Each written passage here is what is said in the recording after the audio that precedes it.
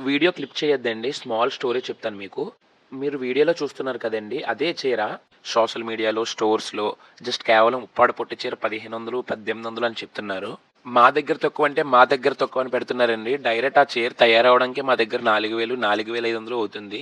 ఏంటి ఎంత తక్కువకిస్తున్నారంటే పౌర్లంలో తయారయ్యి మొత్తం 100% మిక్స్ ఉంటుందండి. కస్టమర్స్ ఎవరికీ తెలీదు.